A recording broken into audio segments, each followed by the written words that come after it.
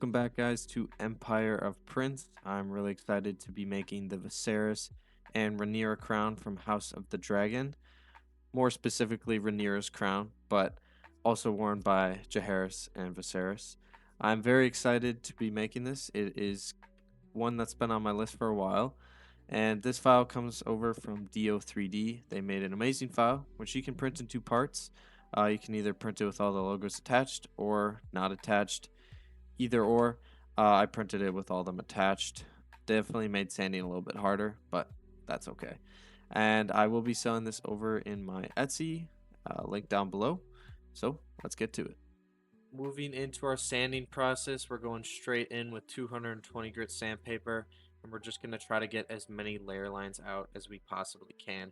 This is going to make filler so much easier if we have a much smoother layer for the Bondo and the filler primer to lay over. I just find it to be a lot quicker this way, but you can go straight into filler if you would like. But we want to start with that 220 grit, sand it down. You might have to fold the sandpaper because of that layering throughout the crown. It is going to be a very tedious sanding if you are following along with this file. It's going to be worth it, trust me. We want to get a nice smooth sand out through the whole crown because that's what's going to give us that nice shine with the gold. Once we're done with the 220 grit sandpaper, we're going to go into our Bondo and acetone mixture. I'm going to make this mixture extremely thin, specifically for this project. I even went a little waterier than I normally do, just to make sure we do not dull out these details. This is what gives the crown its presence and just overall look, and we want to maintain that. So be very careful. You do not want this thick, and we only want to do one layer of this Bondo. It's just to fill in those really hard to reach areas and crevices, and it's going to make filler a heck of a lot easier. Once our Bondo acetone mixture has dried, we're going to come in with a 320 grit sandpaper, and we're just going to go over the entire crown. Sand it down pretty rough. We want to bring back some of those details we might have unintentionally filled in a little more than we wanted. So just make sure, give it a rough sand. It does not matter if there's very little Bondo left. It's going to do its job, and from my experience, I haven't actually sanded down the Bondo enough, and it's caused me to go back later with sanding. So I've found out sanding it almost back down to the plastic is really going to give you that filler that you want. So when we layer the filler primer, it's nice and smooth, and there's very little sanding left at that point. After sanding the Bondo and acetone, we're going to use some Rust-Oleum filler primer, and we're just going to give it a nice good coat over the whole crown. Just be very careful when you're throwing this stuff on. We don't want to dull out the details by over gunking it up, so just be mindful of that.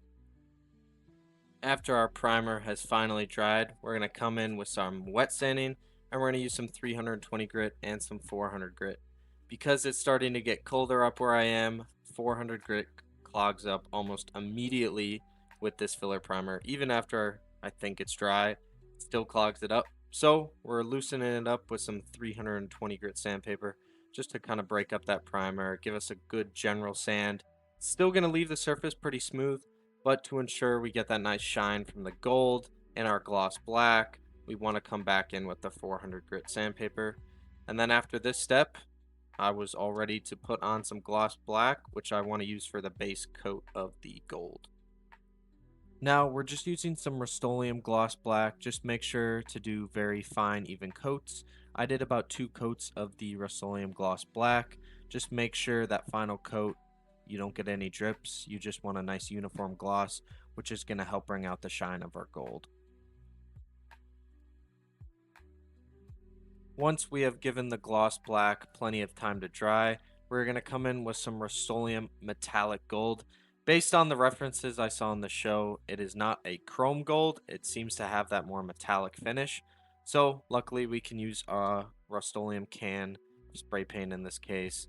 If we had to do chrome, there'd be a lot more steps. So thankfully I didn't. And this stuff applied great. You might have to do 2 to 3 coats. That's just what I had to do to get a nice uniform finish.